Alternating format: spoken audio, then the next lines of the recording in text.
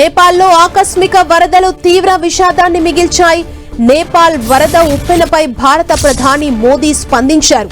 నేపాల్ ప్రధాని బాలెన్ షాతో మాట్లాడి వివరాలు తెలుసుకున్నారు. వెంటనే సహాయక చర్యలను అందిస్తామని తెలిపారు. నేపాల్లో మెరుపు వరదలు పలువురి ప్రాణాల్ని తీయగా చాలా మంది గల్లంతయ్యారు. వీరిలో భారతీయులు, ఎన్ఆర్ఐలు ఎక్కువ మంది ఉన్నారు. ఈ ఘటనపై భారత్ అప్రమత్తమైంది. ఇండియన్ C-130 జెట్ ని విపత్తు సహాయక చర్యల్లో పాల్గొనేందుకు ఇండియన్ ఎయిర్ ఫోర్స్ సిద్ధం చేసింది.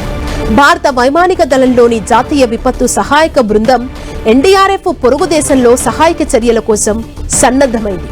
భారత వైమానిక దళానికి చెందిన C-17, C-130J హెర్క్యులస్ ఎయిర్ క్రాఫ్ట్లు సహాయక సామాగ్రిని, వైద్యానికి అవసరమైన మందులను సిద్ధం చేసింది. ఇందులో C-17 రేపు సహాయక చర్యల్లో దిగనున్నట్లు రక్షణ శాఖ వర్గాలు తెలిపాయి.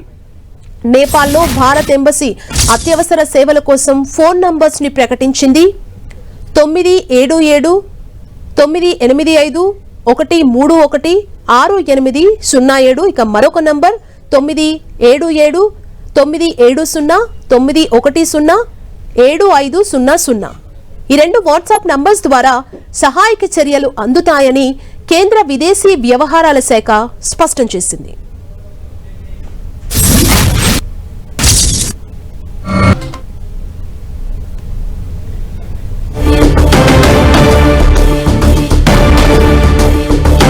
నేపాల్లో వరద ప్రళయంపై మన దేశంలోని బీహార్, యూపీ రాష్ట్రాలు అప్రమత్తమయ్యాయి. నేపాల్ నుంచి బీహార్, యూపీలోకి ప్రవహించే గండక్, కోసీ నదుల ప్రవాహ గమనాన్ని ఎప్పటికప్పుడు పరిశీలిస్తోంది కేంద్రం.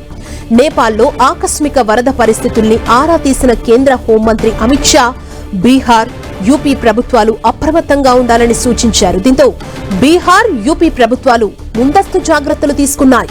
ఇప్పటికే బీహార్లో NDRF బృందాలు మోహరించాయి. నదీ తీర ప్రాంతాలు, లోతట్టు ప్రాంతాల ప్రజలను అప్రమత్తం చేస్తున్నారు. వరద ప్రభావం, పరిస్థితులు బీహార్పై ఎలాంటి ప్రభావాన్ని చూపనుందన్న అంశంపై ఆ రాష్ట్ర ముఖ్యమంత్రి సామ్రాట్ చౌదరి అత్యవసర సమావేశాన్ని ఏర్పాటు చేశారు. అన్ని జిల్లాల కలెక్టర్స్ ని అప్రమత్తంగా ఉండాలని ఆదేశించారు. అలాగే గంగా, గండక్, కోసీ నదుల ప్రవాహ గమనాన్ని ఎప్పటికప్పుడు పరిశీలించాలన్నారు. మరోవైపు ప్రజల్ని అప్రమత్తం చేసేలా అధికారులు చర్యలు తీసుకోవాలన్నారు.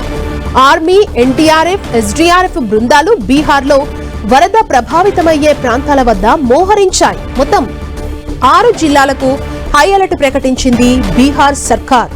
ఎప్పటికప్పుడు పరిస్థితులపై కేంద్ర, రాష్ట్రాల మధ్య సమన్వయం, వీరికి తీసుకోవాల్సిన జాగ్రత్తలపై చర్చిస్తున్నారు.